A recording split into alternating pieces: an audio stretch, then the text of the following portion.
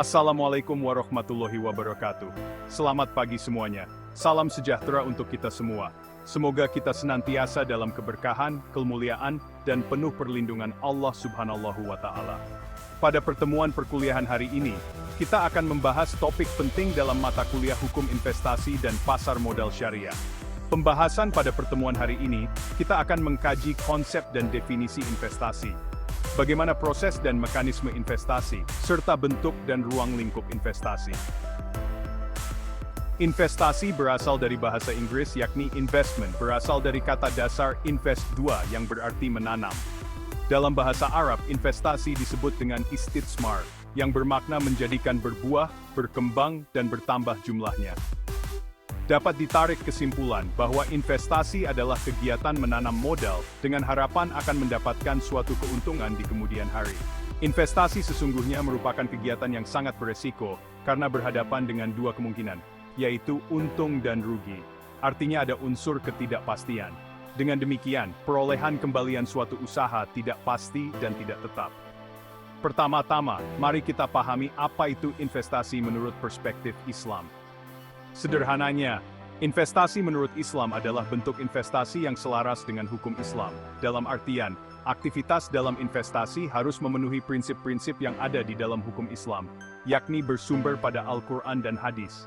Artinya, kita menghindari bisnis yang berkaitan dengan alkohol, perjudian, babi, dan pembiayaan berbasis bunga.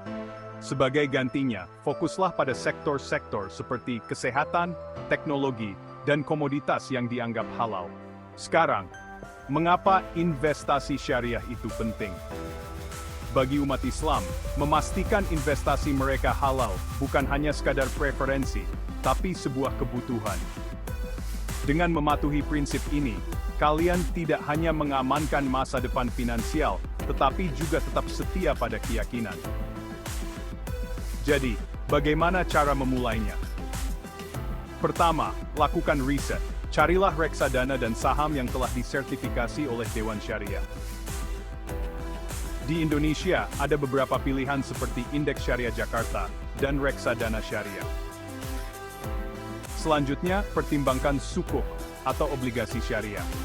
Berbeda dengan obligasi konvensional, sukuk mewakili kepemilikan dalam aset berwujud, layanan, atau investasi, sehingga memastikan imbal hasil yang kalian terima adalah halal.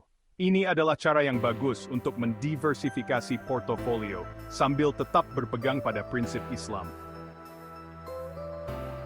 Tips penting lainnya adalah berkonsultasi dengan penasihat keuangan yang memiliki spesialisasi dalam investasi syariah. Mereka dapat memandu kalian melalui berbagai hal yang rumit, dan membantu membuat keputusan yang tepat. Dan ingat, selalu awasi tren pasar dan indikator ekonomi. Hanya karena sebuah investasi sesuai syariah, bukan berarti bebas dari risiko. Diversifikasi investasi kalian untuk meminimalkan risiko dan memaksimalkan potensi keuntungan.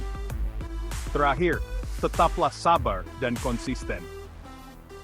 Berinvestasi adalah permainan jangka panjang, dan prinsip investasi halal pun tidak berbeda. Tetaplah pada strategi kalian, dan jangan biarkan fluktuasi pasar menggoyahkan komitmen terhadap investasi yang etis.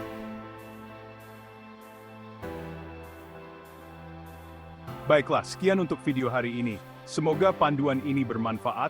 Jika iya, jangan lupa untuk tekan tombol like dan subscribe untuk konten serupa.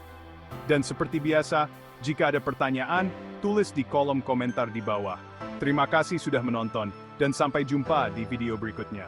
Break Timeline. Sampai jumpa.